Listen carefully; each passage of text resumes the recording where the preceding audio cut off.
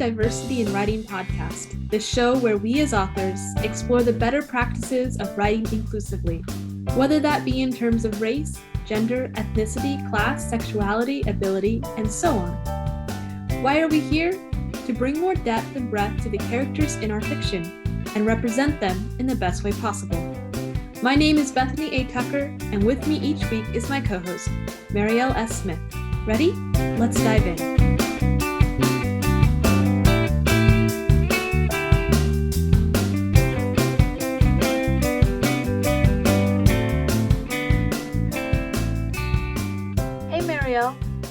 Before we start today, we have an announcement, don't we? Yes. This episode will be the close of our season 3, but also the close, at least for now, of Doing Diversity in Writing as a podcast. As we said when we started this, we were going to share live our research for a book on doing diversity in writing, and we would say that in many ways that aim has been successful. I agree. I'd say we've both, you and I, have grown as writers in this space in ways that we knew we needed to, and perhaps in ways we discovered that we needed to. And we sincerely appreciate our guests and the authors and writers who have joined us and grown with us. We do, however, have time constraints, and in the interest of getting that book actually written, finished, and published, and in keeping up with our other commitments, we've chosen to let the podcast rest, as it is for the moment. Episodes, of course, will remain up for everyone to hear. Yes, so once we've released this episode, you will be writing the book with all this wonderful research that we've done, and then turning it over to me for all important editing some months from now. No pressure, right? All the pressure, like my red pen is so ready for this. No, I have trauma around red pens. Can we do like a blue pen? Blue is pretty. I can do a teal one. Oh, okay. I want teal. Okay. All right. So you get your teal pen ready for when I drop a massive file on you, because I've already started compiling this research into chapters, and it is large. I know. It's going to be significantly longer than the book I wrote on how to edit. Yes, it's going to be a proper book from what I've glanced. Yeah. Thus far, yeah. But until I get that written, let's get this episode recorded and out to everyone's hot little ears. I do believe that this last one we're doing is an important topic, and one I've appreciated getting prepared for. You've done a lot of heavy footwork on it that I appreciate, and I am looking forward to taking everything we've learned, preparing particularly this episode, as I get back to some of my own books that I'm currently in development for. Yes. So, just so everybody knows what we're going to talk about today, we're talking about how to write non-binary characters. And before diving in, we mentioned during our previous episode on how to write transgender characters that there will be some overlap with this episode. And this shouldn't come as a surprise, since trans as an umbrella term includes non-binary identities. So let's briefly sum up that overlap first before we go into detail about writing non-binary characters specifically. Do you want to take the first point? Okay. So, first point, a character is more than their significant identity marker. That identity marker, whatever it is, should not be the thing that defines them or drives their story arc. Yeah. And that is because it's not up to cisgender authors to tell a character's story about them being, in this case, non-binary, but whatever the major identity marker is. Unless it is your identity and you are writing from your own voice. Yeah, of course. But that I was going to say that goes without saying, but it's nice maybe to repeat it. So the same is with writing transgender characters. One of the things that became very apparent when I was doing the research is this, basically we're asked to not focus on non-binary characters' physicality. So more often than not, there's really no need to discuss or describe our non-binary characters' bodies at all, or the parts that are gendered.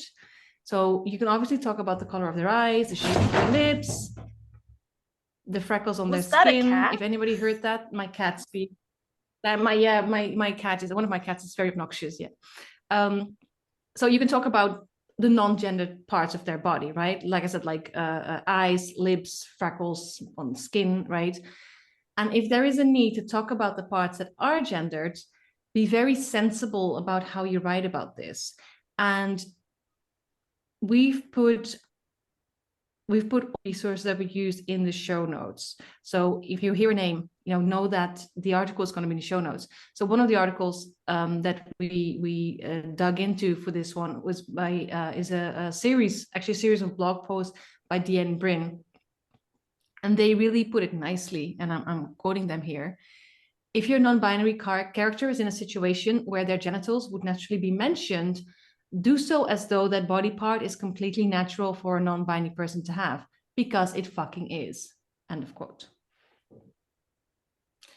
So now we got that out of the way, let's dive into the topic properly. All right, and I'm just going to clarify, when you say we are asked to, you're saying that this is advice that we have collected from people who are non-binary, writing about how they want to be presented.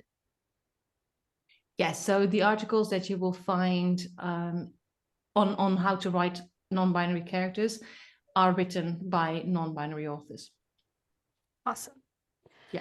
Yeah. So I want to start here with another reminder, also by Deanne Bryce.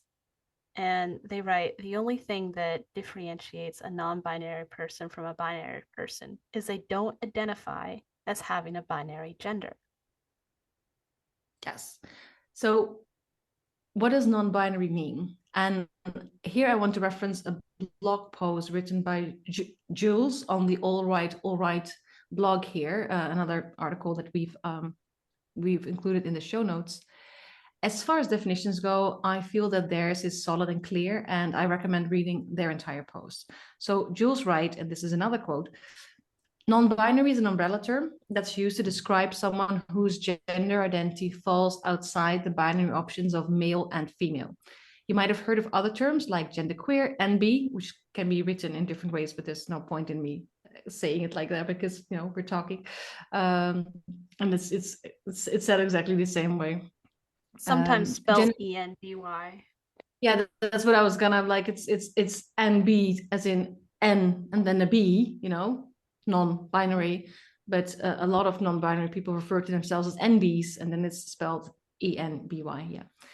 Yeah. They continue gender non-conforming and gender variant, but those all mean roughly the same thing. End quote. So non-binary is both the umbrella term for many different identities and a label that can be used on its own. For example, you can fall under the non-binary umbrella and identify more specifically as gender fluid or agender, but you can also fall under the non-binary umbrella and identify as non-binary. Yes. And there are many, many labels out there, some more common than others. And it's wholly beyond the scope of this episode to discuss all of these. Because when I say many labels, I mean many labels. So what we're going to do instead is we're going to include, I've already included them, 2 links in the show notes to the non-binary wiki. So one link is to the so-called common non-binary identities, and the other one is a link to the uncommon non-binary identities. So if you're thinking of including non-binary characters in your work, we suggest you have a good look at both these lists and familiarize yourself with the different labels out there to see which would fit your different non-binary characters best. Yes.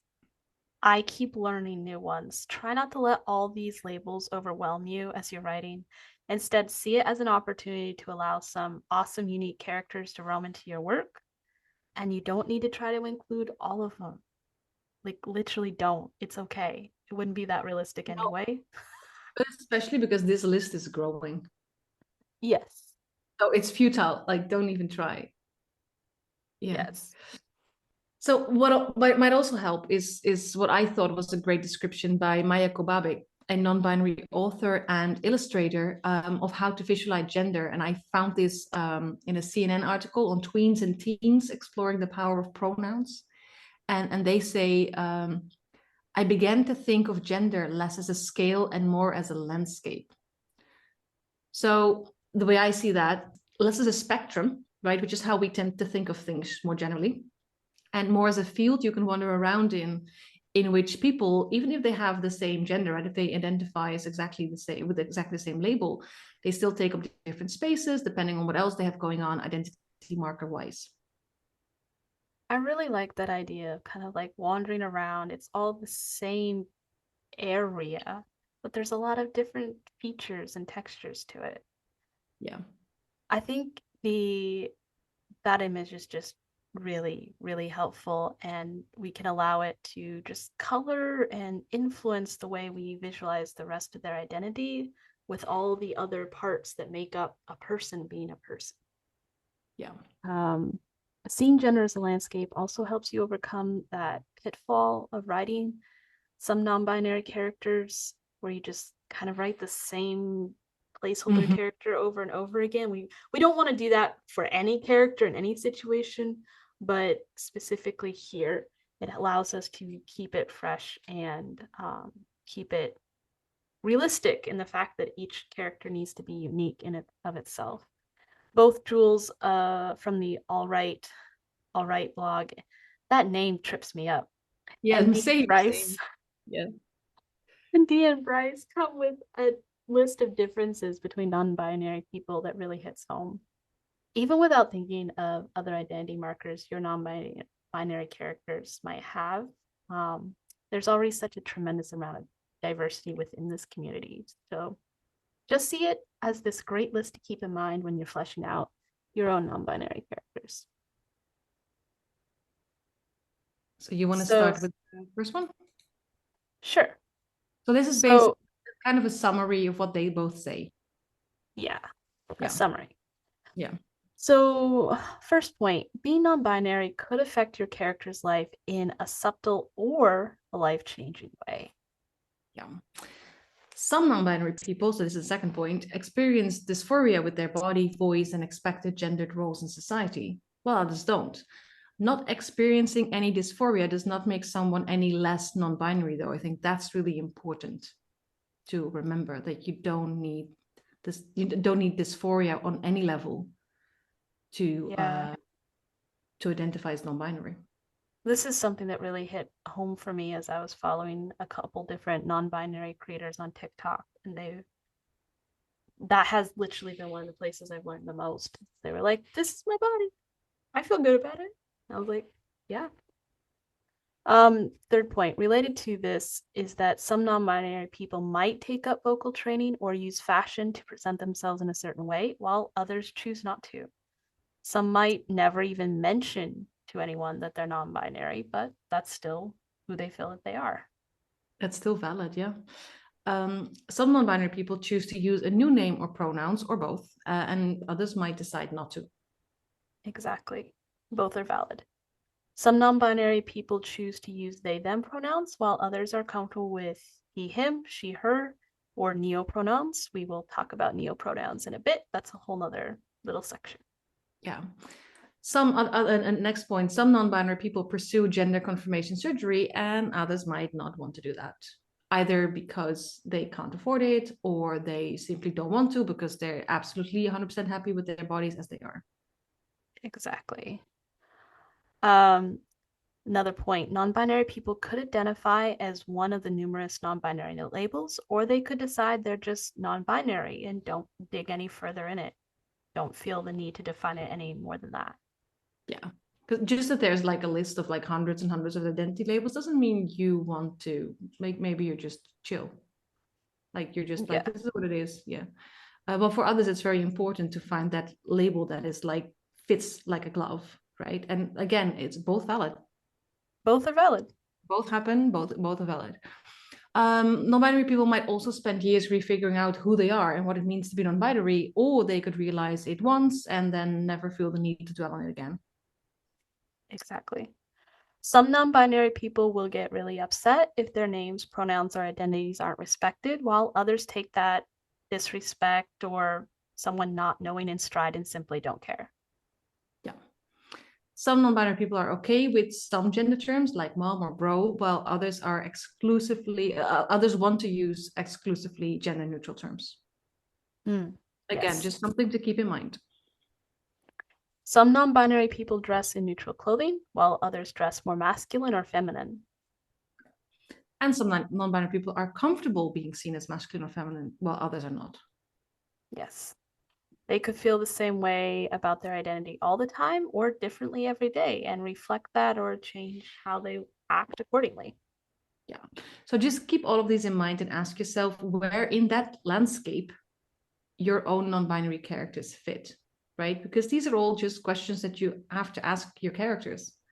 And if you go through this list properly, it will be really neat. Like you really get your unique character. Yeah, my characters are like, oh, not that one, not that one. Oh, yeah, that one's me. I'm like, okay. Yeah, so that's just how it goes, right? Yeah. I talk to my characters. They are rapidly alive in my head. Is So that another is that not common? evidently some people's characters don't just scream at them like children demanding Oh, attention. I have had Mine do. They always mine, have. mine as well. Not as children because they're all grown-ups, but I mean, they they're can be demanding. they're demanding in however their own characters are. Yeah, Like I have a couple that are very mature and they just like walk in front of me, cross their arms and refuse to budge. That's their version of screaming. They're very annoying because they won't move.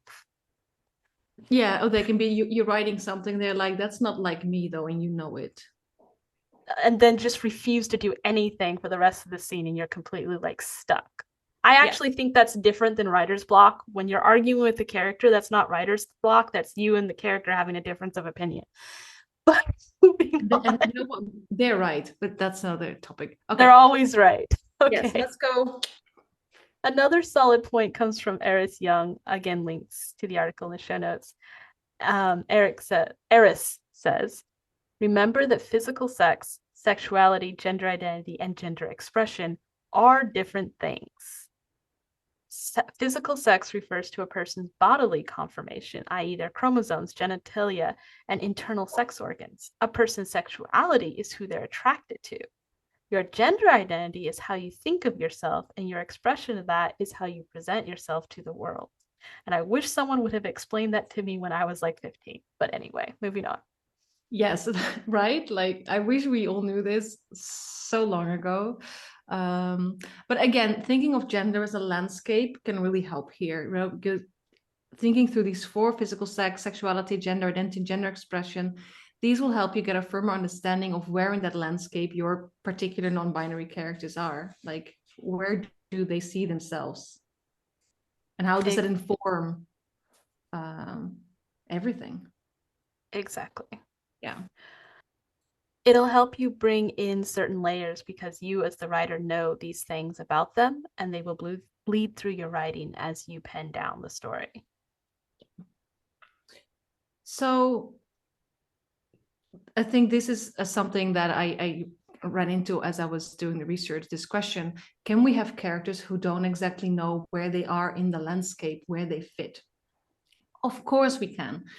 As Jules from All Right, All Right says as well, your character doesn't need a label to identify as being not exactly male or female, right? Again, you don't need that label. The labels are out there for those who want them. But maybe you haven't found, maybe your character hasn't found the correct one yet, or maybe they're gonna realize none of them exactly fit, or they don't care. They're just fine calling themselves non-binary, and that's end the story for them. So your character might understand that they are not binary, but they might not know how to narrow that down, or like I said, they might not wish to. This questioning of their identity, this not being entirely sure, doesn't even need to come up in your writing. In fact, if you're not non-binary yourself, it might be best not to have that discussion on the page. Now, how about characters who live in a setting where they don't have the vocabulary needed to put into words how they are feeling? Like they could be Amish and not have access to this particular knowledge, right? Like we were when we were 15. This language was not available to us at the time. Not at all. Yes. Or they might live in an era in which the kind of language we have now, so not even 15 years ago, but let's say 100 years ago, or in some fantasy setting, wasn't yet available. How do we go about that? When writing as Mustang Rabbit in my Adelaide series, I really ran into this situation that you were just referencing. My main character, Adelaide, cross dresses in the very first scene of the very first book for practical survival reasons.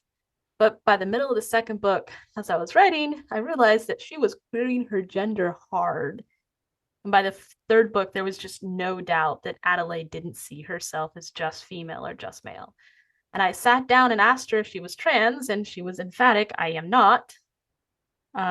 This is a fantasy setting. So there really weren't any words set up in the world building for querying gender. It just wasn't baked in for the kingdom she was currently traveling through. I knew there was one like on the other side of the world, but she was nowhere near that kingdom, hadn't met anyone from it, wasn't part of the story yet. And I didn't want to retcon published work that just wasn't true to the world I was writing in. What was written was true to the character, though. There was nothing that needed to be changed. She was herself and she was discovering herself, and this is partially a coming of age story. So I just let Adelaide describe herself as herself. For consistency, I still mainly use the pronouns her when speaking about the series, especially that's how she presents in the first book on the first page, and I don't want to confuse anyone. In the fourth book, which I'm in the process of developing, the plot itself made me confront the issue of gender. And I just let Adelaide speak her truth and let it be messy. I didn't give her definitions, so to speak. She has a confrontation with another character asking why she has to choose. She's like, I am me, whatever and however I am the same in pants and robes, as Lade, as Adele, as Adelaide. It's all me, and I like me. That's what she says. She essentially demands, within the context of the plot, the right to be complicated on the outside because it's so simple for her on the inside. So complicated on the outside, simple on the inside. And it's really only other people that are making it complicated. Naturally, she does get flack from those parts of the world that would give her flack, but her mentor is a sorceress, and Adelaide has a quick mind. She usually handles these situations with a very laid back wit and an acid tongue. She's fearless, and that fearlessness is a bigger part of her character than her gender or gender expression. And so that's the part of her that handles the undefined parts that set off other characters. I really I like will that. Yeah, I struggled with it. I will say I was surprised because I did not set out to write a non-binary character. I never intended the story to go where it did in certain ways. Um, and much like Adelaide demands space to be as she is in the story, I've allowed her to have space to be what she wants to be in the book. And I haven't made it the point of her journey or her arc. It's just an aspect of who she was. I was concerned, really concerned, about whether or not I was writing an experience I couldn't speak to. But after researching and talking to those I trust, I feel that I've managed to walk that line by not centering her journey as a story of a person realizing they're non binary and simply letting her be on her quest to get in a dragon's egg, which was the whole point to begin with all the messiness that entails. And she is attracted to all genders and sexes, which is someone who is bisexual, as I am, I was able to write to authentically. Yeah, so I really love that. And I love that you didn't set out for this character to be that, and then they surprise you. And Yeah, felt like I was on a cliff for a few minutes. yeah, I was just gonna say, not necessarily know if it's related, but just something that I really think we should not forget. So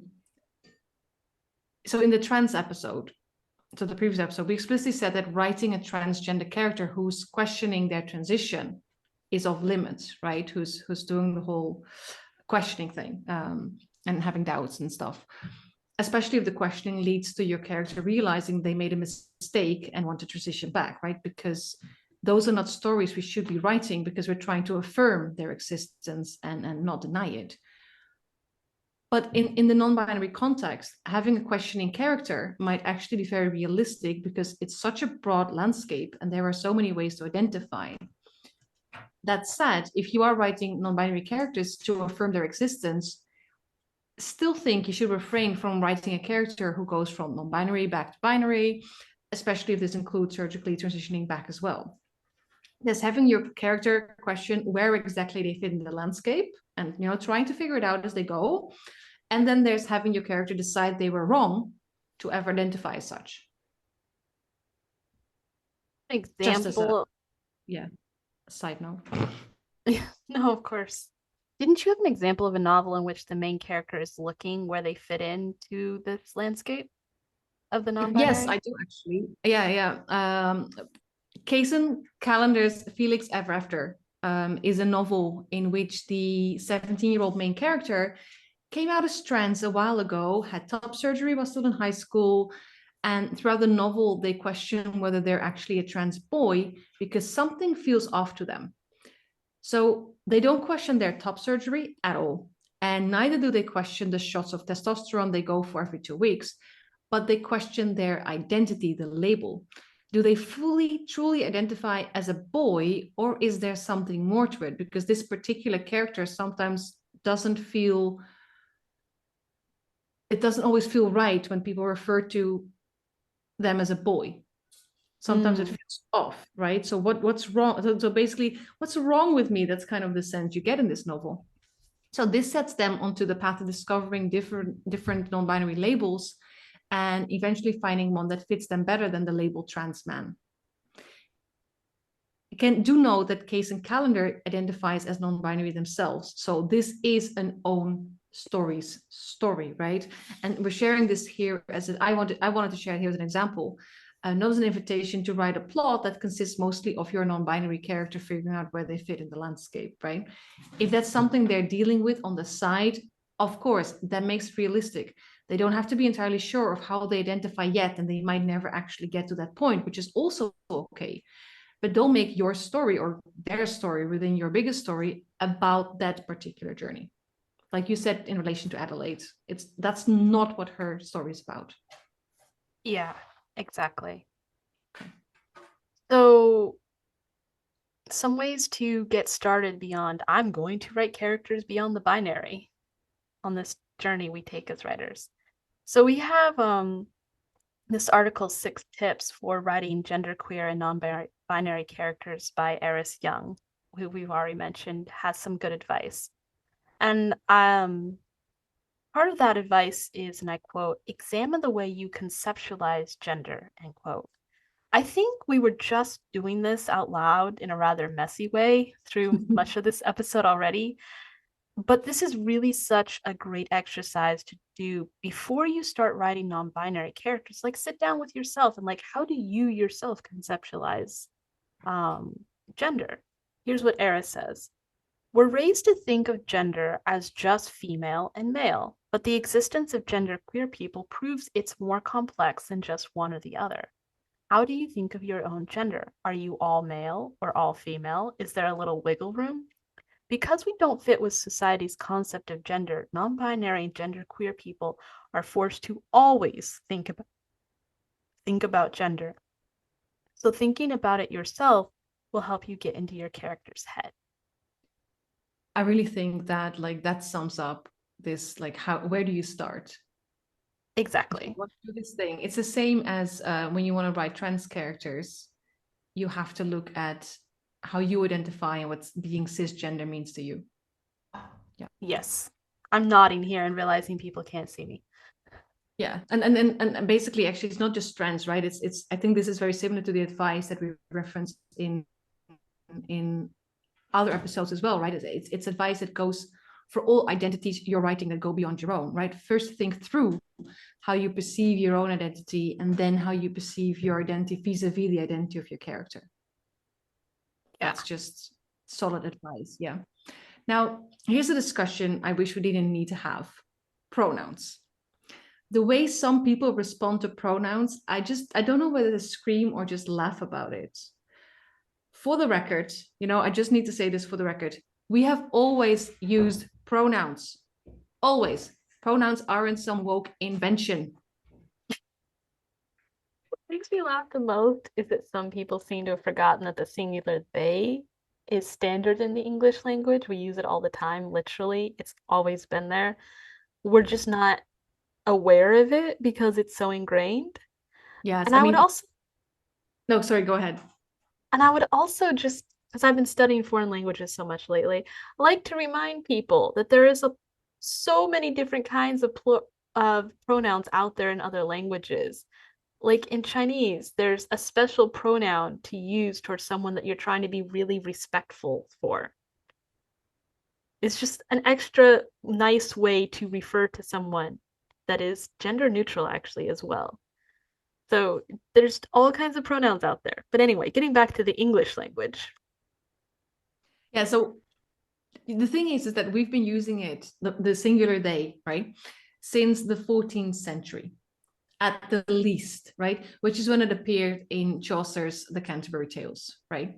So Shakespeare, a couple of centuries later, also used it in his work.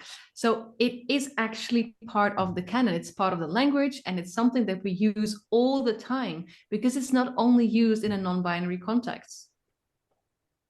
Exactly. So what are pronouns in a non-binary context? Deanne Brin explains in their guide on how to write non-binary characters the following. Pronouns are often used as a linguistic form of gender presentation and designation. Most people relate singular they them pronouns to non-binary people, and often non-binary people do use they them exclusively. But there are many combinations and ranges of pronouns non-binary people choose. Let's go to this list together. All right, so number one, we've already mentioned. Um, there are non-binary people who use they them exclusively. Yes. There are also non-binary people who sometimes use he, him while using she, her at other times. As Bryn explains, this is quite common for people who identify as gender fluid. This doesn't have to be 50-50 either, right? It could be 80% of the time using she, her, and 20% of the time using he, him, or the other way around. Reese Morrison is a non-binary author who writes a character who switches pronouns based on whether they feel femme or masc that day. And they dress to signal that mindset. And it's just wonderful to read how their friends walk in and like, oh, you're in a dress today, and just switch pronouns without even needing to be told. So that's That, just for the listeners, femme means feminine and masc means masculine. yes. Yeah. Sorry. So this is a particular character that uses their gender presentation of wearing a dress or pants as a signal to the people who know them well what they're feeling like that day, and they are very gender fluid character. Lovely book. The title of the series is the Love Language series. I really need to go reread it again. Is that the series that you've been telling me basically from episode 1 of this podcast that I needed to read? Yes, I have been telling you from episode 1 that you need to read it. There's also a Okay. lot of deaf culture in the series because more than one of the characters is deaf or part of the deaf culture. So it's a very diverse series. Oh yes, racially, um, uh, socially, like all the different ways. It's a really diverse book written by an author who is familiar with many of those cultures themselves. I will, just for the listeners as well, I will add a link to this series in the show notes because I think we could all benefit from reading it then. The author is also really nice. That helps. I had never talked to them before I read the book, but I recently wrote them asking them to put some of their books in paperback so I could buy them and put them on my shelf. And they were really nice and wrote me back. That's so lovely. That's the kind of author I want to be when I grow up. I hate to tell you, but Actually, I do. When I actually, let's be honest, like when people email me, I do email them back. nice. Then you already are that author. Yeah, true. Okay. Next point. Some non-binary people use binary pronouns exclusively, so he, him, and she, her, meaning they either stick to the pronouns they were assigned at birth or they pick the ones that they were opposite from the ones assigned at birth. This, as Deanne Bren also reminds us, no way changes the fact that they are non-binary. You can absolutely be non-binary and use binary pronouns, even the ones you were given at birth. Yeah. And some non-binary people opt for multiple pronouns. I think the most well-known example of this would be Queer Eye's Jonathan Van Ness, who uses both he, him, she, her, and they, them. Like, doesn't really matter to them. Deanne Bryn gives a couple of reasons for this. So think through these options when creating a character who goes by multiple pronoun. So one option is your character might feel close to all sets of pronouns. They might have no desire to choose a specific set. Or maybe they don't feel the need to give up the pronouns they were assigned at birth in order to take on new pronouns. Yeah, they might just feel comfortable with it. Yes, and there's different reasonings behind each of them. So it's been interesting to look into that for your character and decide like, okay, what is the reason they're fine with multiple pronouns. They don't really care. Exactly. So an important discussion to have here, and this is something that I see online, the term is being misused, is that of preferred pronouns. Like it seems to be quite a bit of confusion around this. If someone's non-binary and they choose the pronouns they, them, so just they, them, these are not so-called preferred pronouns. They are simply their pronouns. It's not a preference, it's who they are.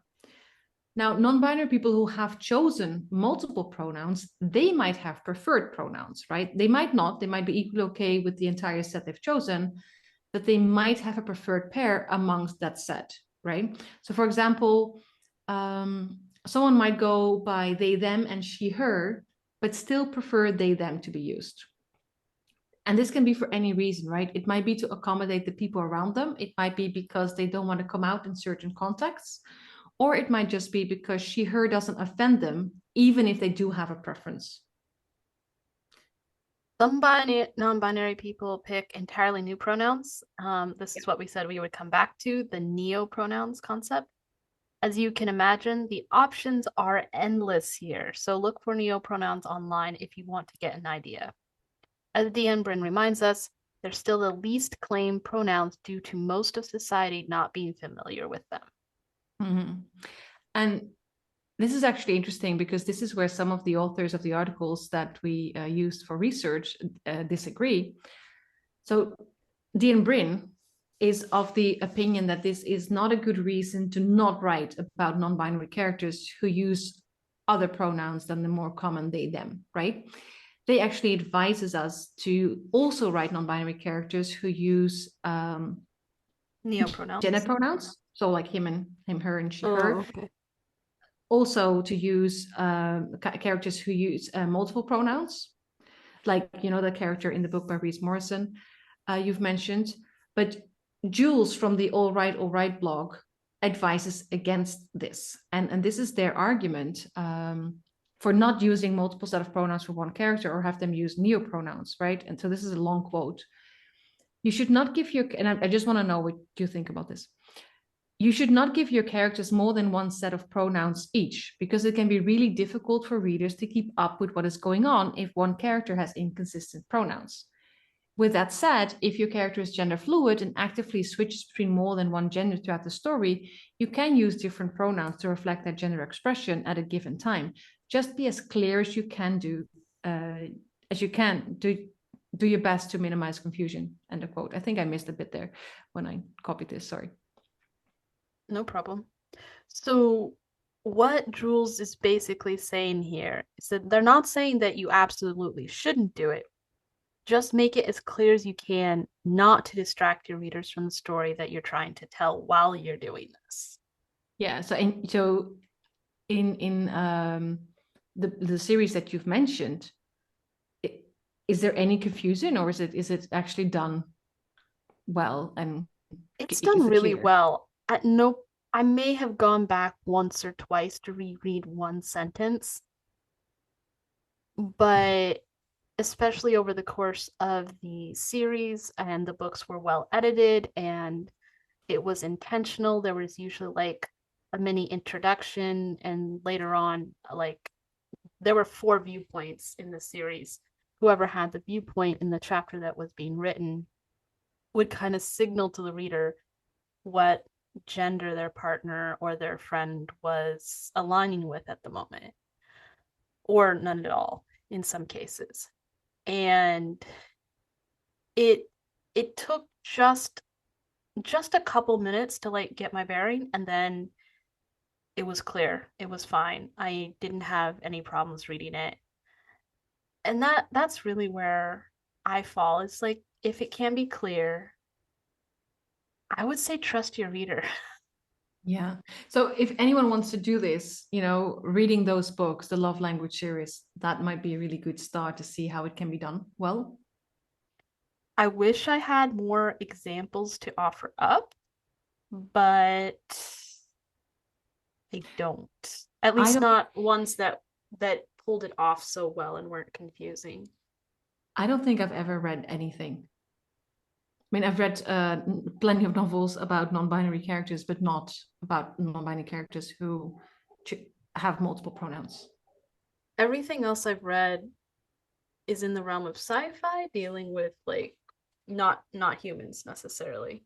Okay, yeah, So which is what we see a lot. Okay. Okay, so this is really good. And so to go back to the discussion in regards to neopronouns, Jules strongly advises us not to use them for fictional characters in your story. And I'm quoting here. Again, neopronouns can be confusing for people who are not familiar with them, and you don't want to pull readers out of your story simply because of a small choice you made for one of your characters. Again, there's a caveat for them, and this is what Jules says about that. Unless you know the majority of your audience will be LGBT plus people or those who are familiar with the community and the terminology, then you should avoid using neopronouns in your story. End of quote. and I don't think this is bad advice, but I would like to keep in mind that Deanne Bren has a point as well.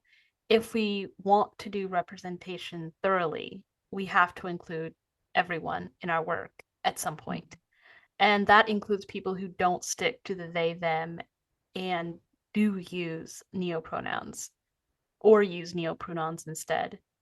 And books really are where we find new ideas. So maybe we should introduce these terms that people might not be familiar with to broaden some horizons. Personally, I'm really open to that. If my story building allowed for it, then I would go that direction. But I'm going to take it on a case by case basis. I don't feel like there's any like blanket advice here. No, no. So except for the good editing advice that I always say is don't confuse your reader and be clear about what you're doing. Yeah, and that goes for everything. Exactly. I don't know how many times as an editor I've gone back to, but are you being clear here? Your readers cannot read your mind. Trust them, but whatever you're thinking actually has to make it to the page. Yes. Yeah. And this is why we need editors, because it's very tricky. As I've said before, editors need editors. Yeah, of course, yeah. So I think the most important message here to take from Jules' article is to be as clear as you possibly can in your writing. I think that is basically what they're saying.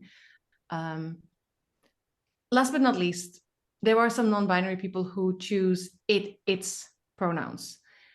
While this is a thing, Dean Brin strongly advises not to write characters using these pronouns unless you are yourself non-binary and or trans, because these pronouns have a long history of being used to dehumanize trans people. Humanize people in general. I Yeah, would, not just trans people. I'm just gonna say I'm going to say slavery. yeah, like let's just start there. Or people who don't have a Yeah. place to live, the list goes on. Refugees right now, Muslims. Yeah.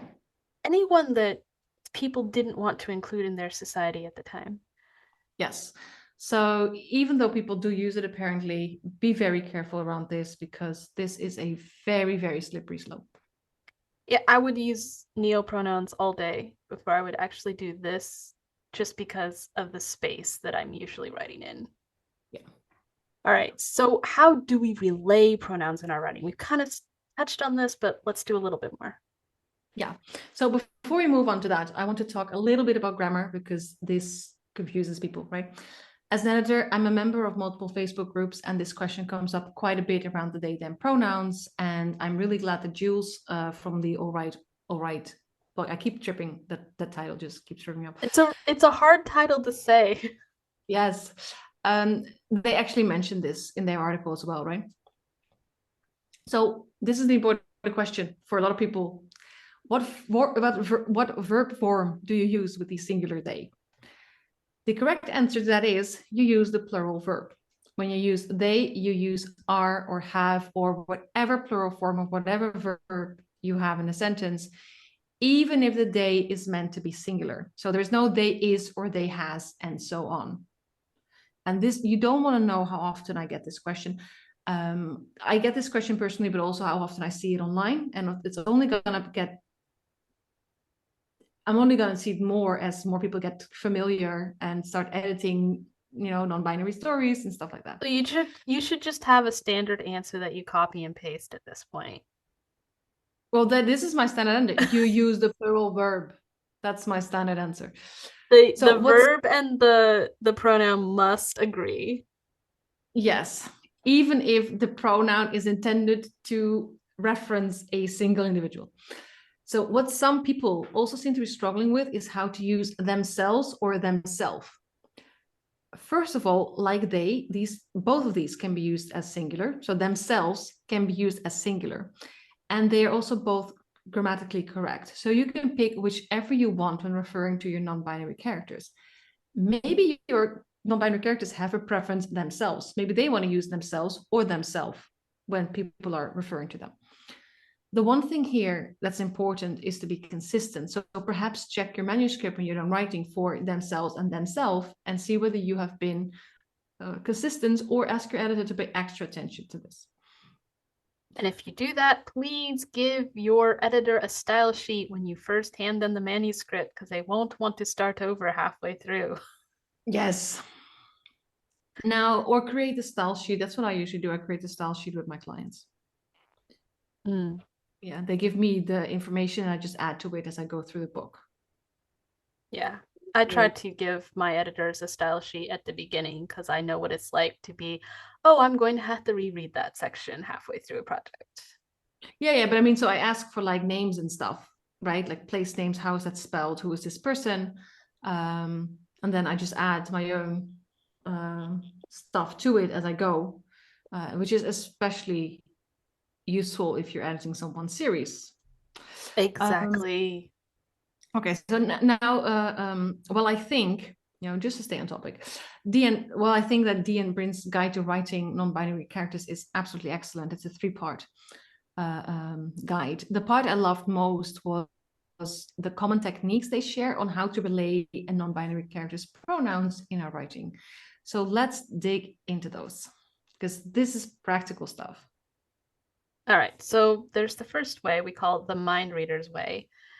Let your point of view character just happily know what everyone else's correct pronouns are all the time so you can move on with the story and not have to sit down for awkward conversations. It may be unrealistic, but it shouldn't break suspension of disbelief for anyone who genuinely wants to read about characters from non binary genders going on fun adventures. Do keep in mind that this works best in societies where characters only use one pronoun set. Yeah, because otherwise, like the mind reader's way, it needs to be signaled one way or the other Yes. by the character who is using multiple pronouns. Yeah. So another one is the introduction path. And in this one, the advice is to have it be customary for characters to introduce themselves by stating their pronouns and call all characters by they, them pronouns until they do so, right? Until you learn differently, you just reference everyone in your novel references people they run into by they, them. This lets the story move forward quickly, but it can be awkward if you have primary characters, such as villains, who never actually introduce themselves to the point of view character. I could see So that it get can awkward be, if all your villains end up being theys. yes, which is one of the things we are going to discuss. So it's, yeah, so you have to, but of course, someone else might know your villain and uses the correct pronouns for your villain. So you can sneak it in even if people are not directly introduced. Fair enough. Right? All right. It could be, yeah. That kind of takes us to the next way, which is the everyone's friends route, because even villains often Yeah. have friends. Uh, have there conveniently always be someone who knows the character's pronouns and can slip them naturally into a conversation. I really love this one. That's just a bit of dialogue. You just, I love um, dialogue for telling people stuff. As long as the dialogue moves forward and there's something going on, you can slip so much information into a conversation that's even like a conflict conversation. and writers need to know that there is a huge line. It's a thick red line between slipping information to dialogue and info dumping in dialogue. Yes, I always refer people to dialogue by, oh, I'm gonna mess up his name. It's a big book. It's called Dialogue, and we'll put it in the show notes because if you want to read about how to slip information and tension into a conversation at the same time, I haven't read a better book on it than that book. See, there you go. Okay. So another one is the pronoun pin road. Much like pronoun pins, those things that you have like on your coat, your jacket, or your bag. You could also include a piece of world building into your setting that culturally requires people to wear something particular relaying their pronouns. This works best either in a modern or futuristic setting where characters can wear actual pins, shirts, etc., or a secondary world where you can control all aspects of the culture. Actually, in the series I'm plotting right now, I am doing the pronoun pin road by literally just having someone is stealing someone's wallet with the intention to give it back later once they've used whatever they need to use inside the wallet. And they notice as they open the zipper of their bag that there's like a they, them pronoun. So when they actually meet in person in the next chapter, that character already knows their pronouns. And then later on, they become the everyone's friend person and tells other people or corrects other people for the other person. So you're using a combination of two ways to Yeah. communicate pronouns here. Yeah. All right, so we also have the coming out highway form of letting the reader know pronouns. This can be the most awkward. I don't find it to be the most awkward, but it can be. It is also a most realistic option, especially if you're writing modern settings, to force your character to explain their pronouns if they don't fit society's strict gender norms. This can be as simple as one character saying, "Sorry, I don't mean to bug you, but what pronouns do you go by?" Or another character arriving on the second day of classic and masculine clothing and announcing, "I go by he, him pronouns today." So this is interesting because this is not necessarily awkward to me.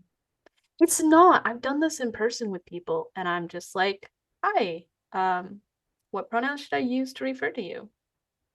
Yeah. And it's I've never actually had that go badly. That's good. I think that says a lot about the people you associate with as well. Or maybe we're just there as a society that it's no longer. I mean, I do choose my time and place when I express myself that comfortably, but there is something to be said about being so brazenly confident that no one gets mad at you. And I think I might have a little bit of that going on too. Yeah. So what the imprint points out, just as a last thing on this topic, like whatever route you choose, they say, make sure to be consistent throughout your story. And of course, like we just already showed, you can use multiple techniques in one story, right? Like one person might be signaled because they notice the pin on someone's bag or like jacket, while another person simply knows because they have a mutual friend. Exactly. Right? You don't have to, you can stick. But yeah, if it's something like some of these topics that we discussed are really world building ones. So yes, if it becomes part of your world building, you definitely have to be really consistent. Or if it's part of your narration style, like introduce everybody as a they, them until we know better. Yeah. Yeah. Whatever you do, just be consistent about it. Yes. But that's again the clarity thing. Exactly. So let's look a little bit at language beyond the binary. I know we've done some of this previously, but do you want to take us out on that? Yes. So pronouns aren't the only words in language. And depending on the language you write in, it might be very hard to come up with non-binary or neutral alternatives for certain words. I've had some of my nonfiction work translated into Greek, German, and French, other languages as well, but these were the tricky ones. And it's been really hard and sometimes impossible to keep the language as neutral as possible, because that's how I write in English in my nonfiction. I try to be as neutral as possible. That was really hard for these 3 particular languages. I think we talked about gendered language like this at length in season 1, specifically episodes 9 and 10. We Yes. actually got into some of the history and pointed out some of the kind of invisible that we don't even notice. Some gender terms that we don't even think about half the time are like Mr., Mrs., Ms., brother, sister, nephew, niece, dude, girl, queen, king, gentlemen, ladies. Some occupations are still referred to using gendered language, such as firemen, although it's been a long time since I saw that one. We usually say firefighter, or postmaster. We often see like the post office worker or post delivery person. Doula is another one, and it can sometimes be a struggle to find a suitable neutral alternative. Again, which words are gendered and which are not depends on the language you're writing in and the time and place, because we have a lot more options in the modern setting than, say, like when I'm writing Adelaide, and I'm definitely set it in like a medieval Europe for one particular kingdom. And I was like, I'm out of options here. If you're writing in English and your characters are in a setting in which using a Mr. or a Mrs. would be appropriate, the most common gender neutral term used these days is mix, which is spelled X, and it's pronounced as mix. In one of the novels I'm working on, I have a mix as a teacher. Which of these terms your non-binary characters are okay with and which they are not can differ between characters too, and we've already discussed that. Some might be cool with all gender terms, whether or not they use multiple pronouns, while others want to stick to neutral terms only, and others accept words that match the binary pronouns they've chosen. They might all have different reasons for being okay with whatever they're okay with too. So do some digging here, like really think through this. Exactly. So let's talk about presentation a little bit, how a non-binary character might present themselves to the world. A lot of people present themselves in line with their gender, meaning they look, dress, and act according to the cultural norms for where they're at around their assigned gender. At birth, a woman might wear a dress and heels and makeup and sit in a perfectly composed manner, and no one bats an eyelash. If a man did any of that, we'd notice, because it goes against what's expected of men, at least in the Western world today. Depending on your setting, you have to research what the society's gender norms are. And when fashioning an entirely new world, this is something that you get to think through and really do need to think through. Non-binary people might choose to not adhere to any gender norms or pick one set of norms over the other, whether that's a gender they were assigned at birth or the exact opposite. Some non-binary people present themselves as androgynous, meaning they present themselves as someone, in between masculine and feminine. It's for people who don't know what that means. There are quite a few artists these days who play with that and really have that sort of androgynous look. Yeah. So while the androgynous look is the one that's most commonly associated with non-binary people, Dee and Bryn reminds us to think through why, if we have characters looking androgynous, they decide to present themselves as such. They say, quote, some non-binary people present as androgynous because it feels most natural to them, while others present as androgynous because it helps inform the rest of the world of their gender. It's another layer to add to your fleshing out of the non-binary characters. Yes, non-binary people might also choose to either present themselves as more masculine or feminine. Again, this doesn't make them any less non-binary. And Dee and Bryn gives us a couple of reasons why they might opt for this. And again, these are great reasons to think through when deciding on what your non-binary characters look like and why. So they say they may present this way because they enjoy it and it feels natural, or because they grew up presenting that way and don't have the time or means or desire to adjust, or because their best efforts would not allow them to present as androgynous without extreme measures they don't feel the desire to undergo. For example, so that was end of quote. So for example, your character might want to look more androgynous, but if they have a certain breast size, this might not be an option for them, even with the use of a binder. They might not have the money for it or the insurance to cover top surgery, or perhaps they don't want to make any actual changes to their bodies, which are all good reasons. Something that's becoming more visible is non-binary people um, who have a mixed presentation. Again, as Dan Breen helpfully tells us, there are multiple reasons why non-binary people might want to mix it up. They might want to do it based on their mood or how they feel about their gender at the moment, or to keep their presentation similar around a specific group of people, such as at work versus friends. This can mean presenting as masculine sometimes and feminine other times, or as androgynous sometimes and masculine or feminine other times, or a mix of all three. This switch may happen in relatively even amounts, or the person may wish to present one way and on rare occasions another way, or anything in between all of that ratio. So when I think of non-binary people mixing presentations who are very much in the public eye, I'm again thinking Queer Eye's Jonathan Van Ness and author, activist, and artist Alok Menon. Both sport beards while often wearing what we would call feminine clothing, and Alok also uses lots of makeup in their gender expression. So just for, if people want, just for people to have a visual, like what would that look like? Look these people up. I love this little note by DM Brin on gender nonconformity, by the way. It's just something that just needs to be said. They say, just because someone is gender nonconforming does not necessarily mean they are non-binary. Many binary queer people choose to present in ways that don't conform to gender norms, and they have every right to do so, end of quote.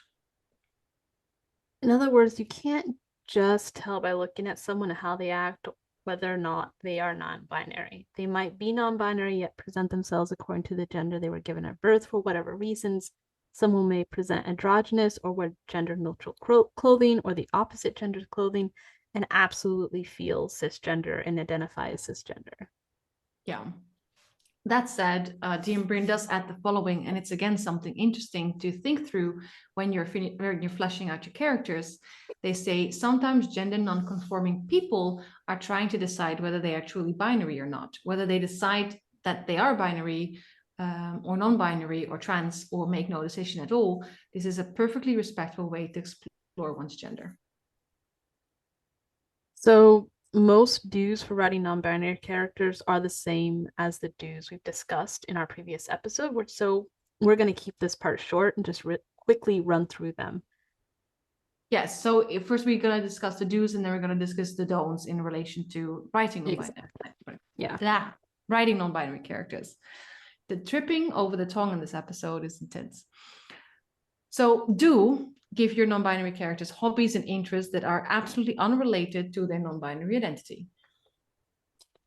And do give them their own plot arcs, love interests, and happily ever afters when your genre allows. Yes, when your genre allows for that. Doesn't always, not always the case. Do have more than one non-binary character in your story if that makes sense for your story, and include both secondary characters and minor characters as well there. Yeah. And do give them intersecting identities. Non-binary people are incredibly diverse, just like any other kind of person that we've talked about in all 3 seasons of this podcast.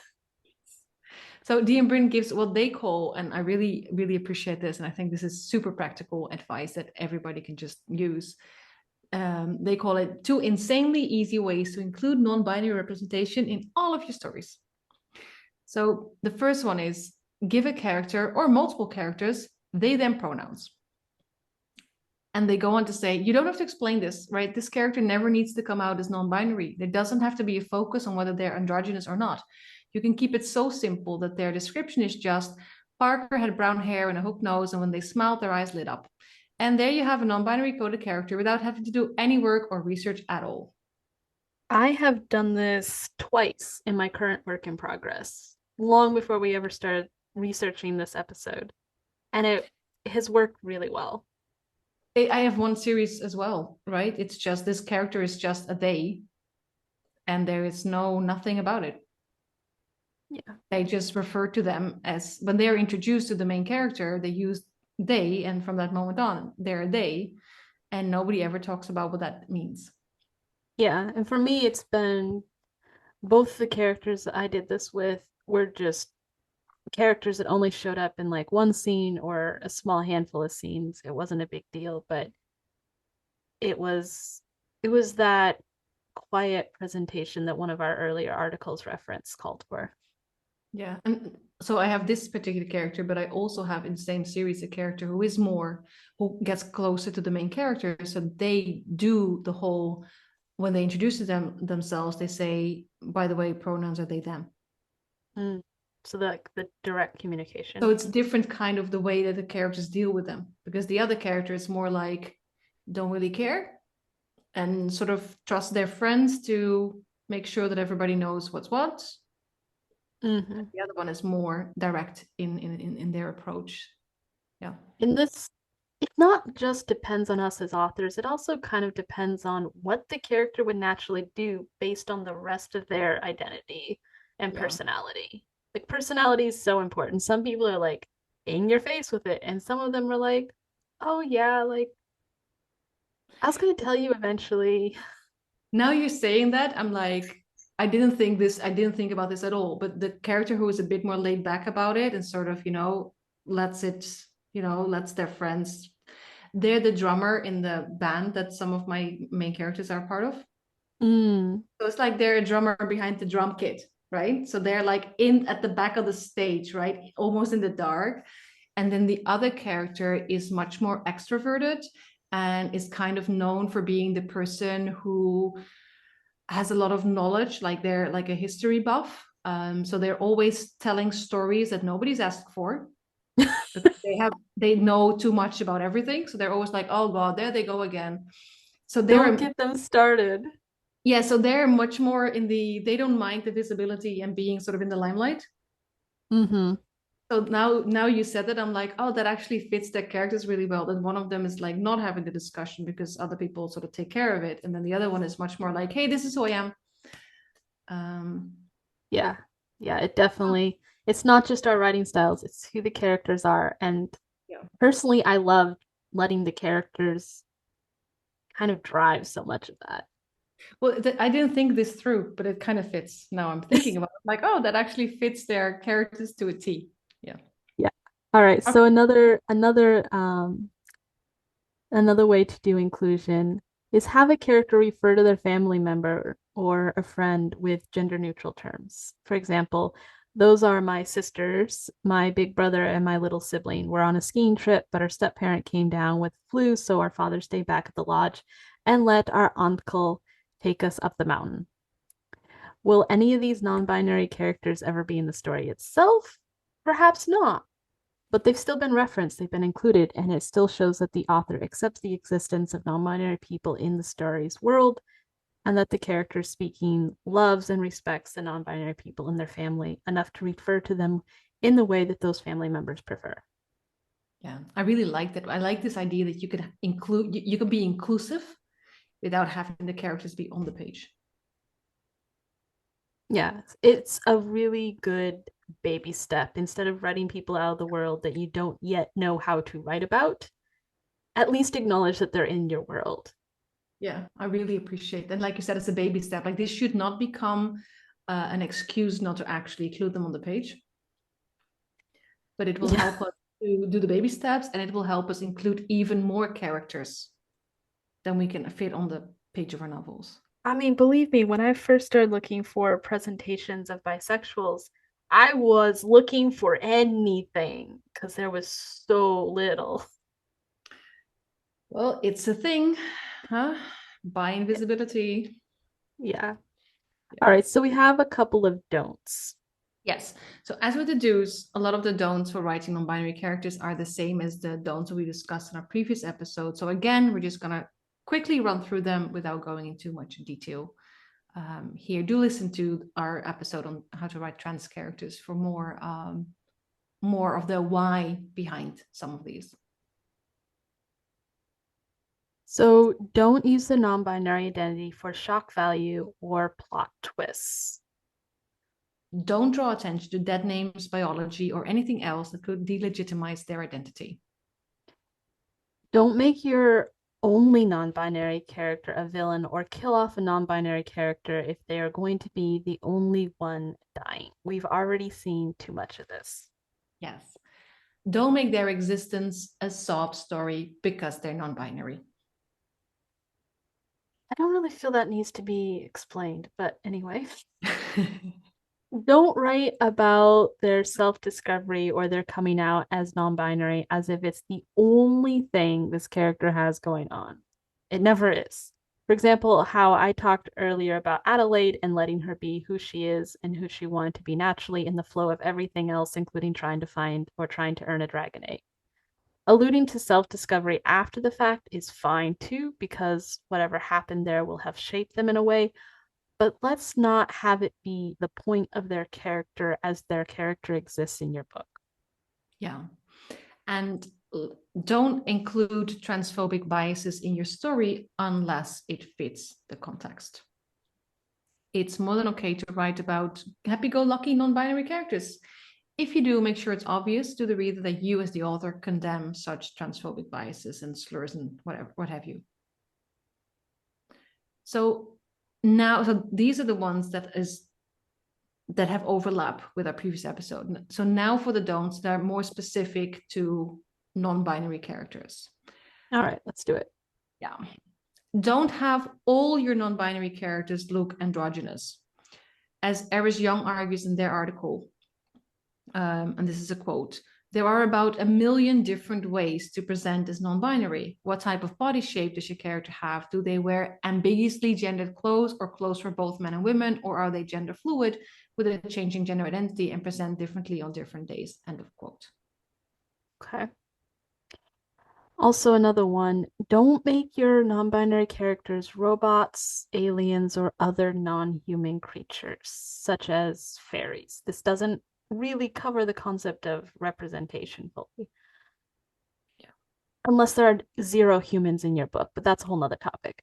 Yeah. We see this fairly often, and it basically implies that non binary people are less human or natural for being non binary. If this is how you're doing the presentation of non binary, you're removing it from the human context.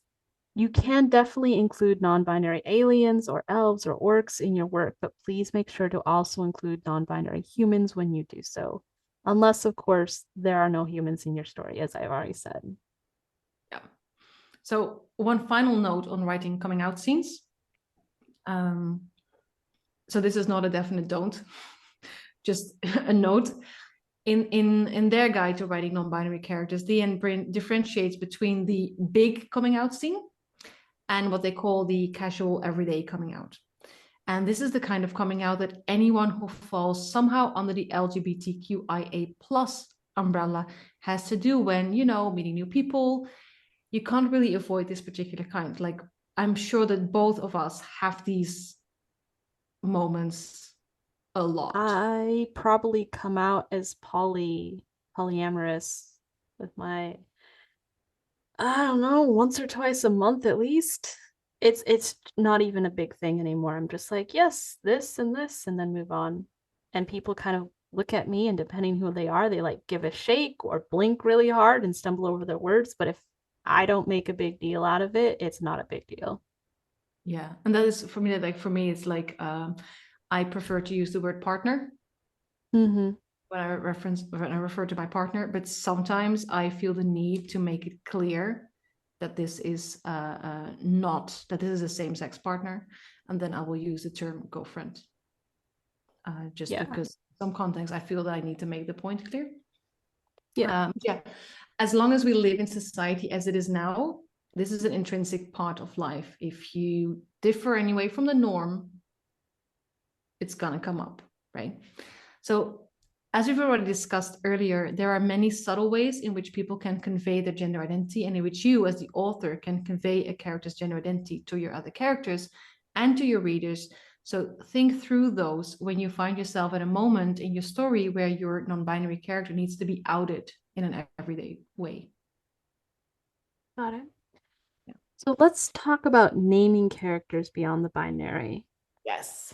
We've done character names before. That was a lot of fun. So we're kind of building on that and adding Yes. into it. Similar to transgender people, non-binary people tend to have a different name than the one that was given to them by their parents when they were born. Not always, but often.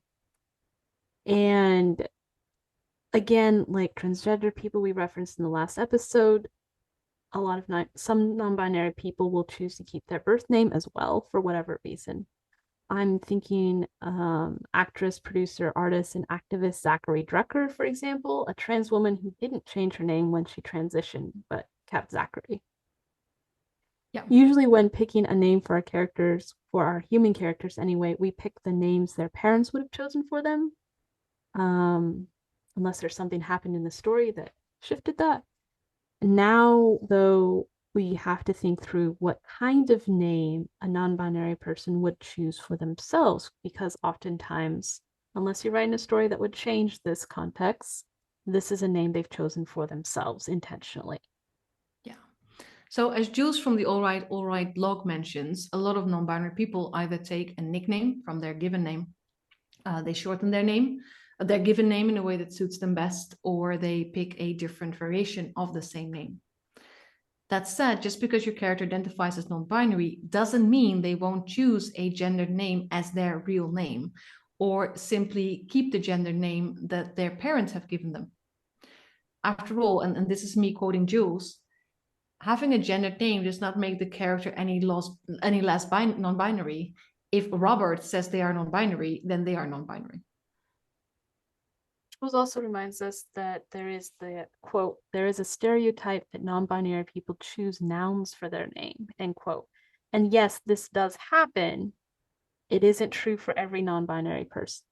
Non binary people who choose a noun for their name often pull names from their interests, such as space, nature, mythology, things that excite them, a good memory, etc. Yeah. So the non-binary teen in Jamie Sand's onesies and Ouija boards is called Arrow, for example. And just thinking about that, Jensen Ackles' daughter, one of Jensen Ackles' daughters, also called Arrow, right? So it's not a particularly non-binary name, right? There's also people who call their daughters, that give that name to their daughters on birth. I've definitely read characters who were identified as male also being called Arrow. There you go. Yeah. So, but the non-binary teen in Case and Calendar's Felix Ever After is called Felix, right? So that is not a noun. And in the Netflix series Sex Education, we have Cal, which I'm assuming is short for something. And there's also Layla, which is, of course, a name that has like a feminine connotation. Yeah. Even though that's not how they present themselves. Yeah. So those are So some options. yeah. So how about your Adelaide character? Like, does she change names as she goes in, as she's on her journey? Oh, this happened organically while I was writing. The answer is yes and no. Um, she does need to be seen as male in some settings, just there's a danger factor. And she shortens her full name to something mass sounding, but she never actually gives up her name, her original name. She goes by Lade when she's mask presenting. Um, but Adelaide always thinks of herself, no matter her name or her presentation. She's not particularly attached. Her gender is really such not an issue for her that she doesn't see a need to stick with one and enjoys using the range of it. So she goes by Lade, Adele, Adelaide. In other languages, she picks up different nicknames, etc. It's something she plays with to get done what she needs to get done or how she's feeling in the moment, but there's not very much attachment to it. So I love that. I mean, that she's so chilled about it in such a environment that's not chill about these things. I mean, she kind of has bigger problems going on. That is true. Yeah. That is true. Like, Yeah. you know, an entire war with some deities and the mermaid queen kidnapping her. Yeah. That is. Yeah. I can see how that sort of like deprioritizes that. Yeah. A little bit. Yeah, so in the fantasy series that I'm currently plotting, one of the non-binary characters just dropped the last couple of letters of their name. So the way the name is pronounced remains the exact same. And they partly do this to make it easier on their family, right? But just writing it without the last couple of letters means that the name has lost its distinct femininity. It becomes basically a boy's name by Got it. dropping, they drop the NE at the end. That works. And in my other series, the two most prominent non-binary characters, both have picked names that are traditionally given to both boys and girls. The drummer actually uses a nickname of their given name. And the other, the more extroverted, oh my God, don't let them start character, they actually pick a more gender neutral name for themselves. Yeah. Got it. So going back to Jules again, they make another important point that very much fits the scope of this podcast. Be wary of cultural appropriation when picking your non-binary character's real name.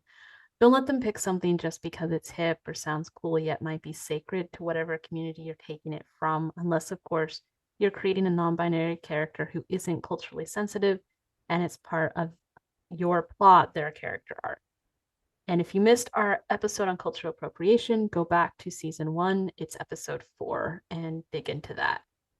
Yeah, I like that idea, by the way, that you can do it if part of the whole idea is that your non-binary character isn't sensitive to these things. This is something that they have to learn about. Yeah. Yeah, I like that. Yeah. But yeah, generally speaking, like don't just pick something because it sounds awesome. Be a bit sensitive as to why they would pick certain names. Yeah. So to start wrapping up this episode, Diane Brin reminds us, and this is a very important reminder, that non-binary people have had a long history of being ignored in Western stories. So what they say is, having writers attempt to include respectful non-binary representation in their books is more important to us than having all that representation be perfect. So write non-binary characters, find a few non-binary or trans readers to double check your work, and most importantly, have fun. End of quote. So that is Diane Brin's advice for everyone who wants to include non-binary characters in their work. Agreed. Do that. And remember that if we go all the way back, Western stories or the culture of Western stories are based on did historically, and we're going way, way back here, have non-binary representation. For example, gender fluid deities aren't only a thing of other cultures. I'm using air quotes here because cultures exchange and change. We have them too in the Western culture history. So anything that would have fed into English speaking cultures, they do exist.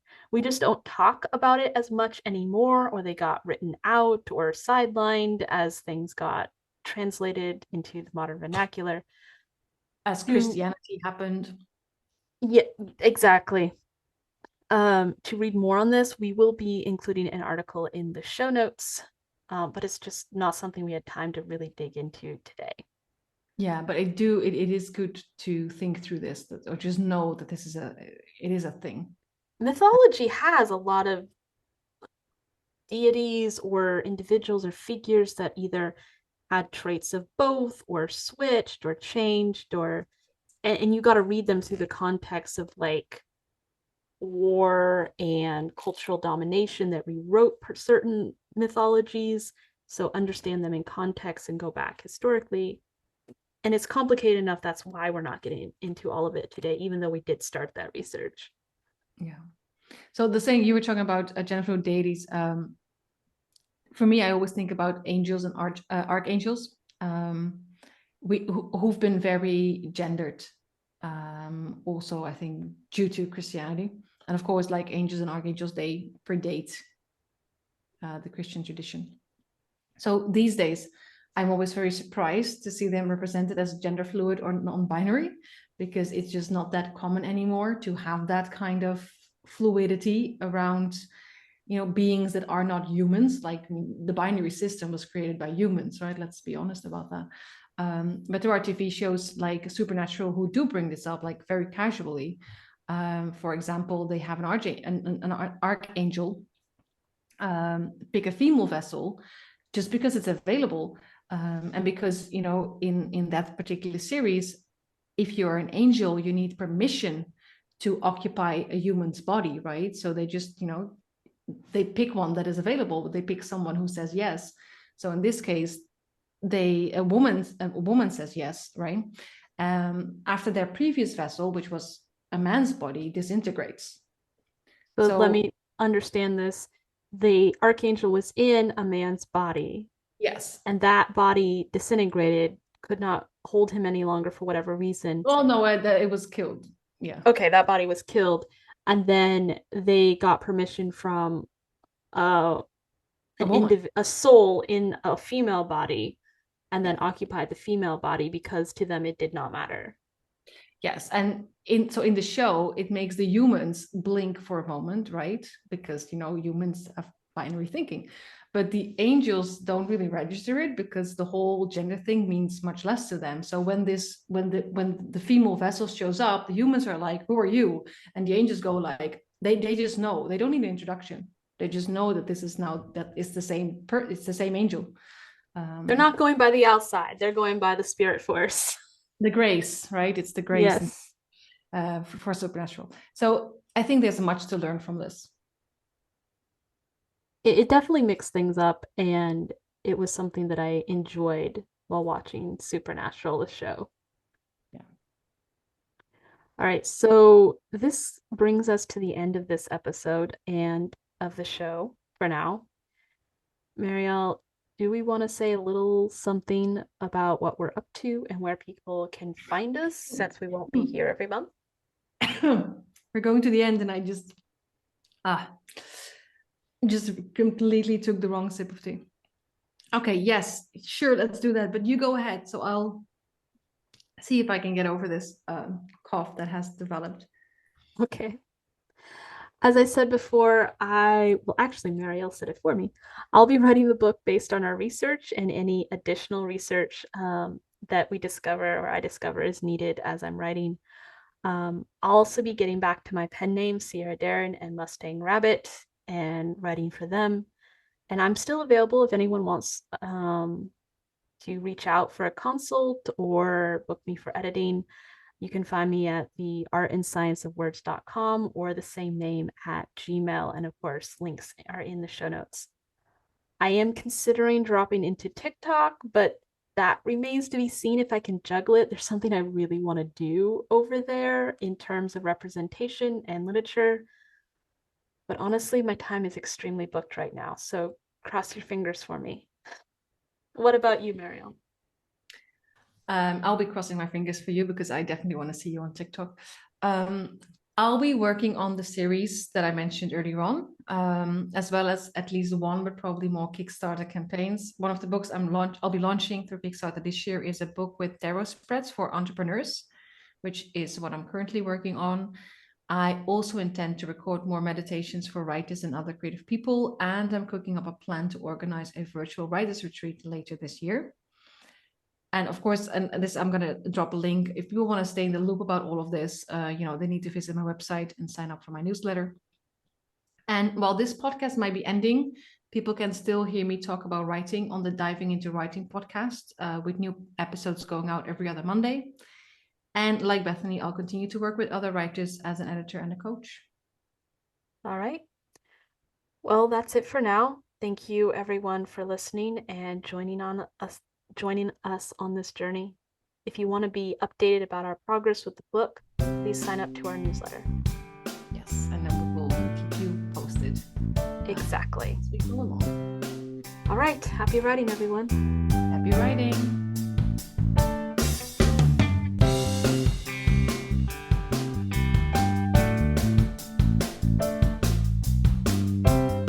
Thank you for joining us. Music for this show was written and produced by Eric Mills. If you found this episode helpful, please rate and review on your favorite podcast app and spread the word so other writers can find us too. To get our Doing Diversity in Writing Toolkit, which includes all bonus material from Season 1, go to representationmatters.art. That's .art. Here you will also find our episode show notes. Happy writing and see you next episode!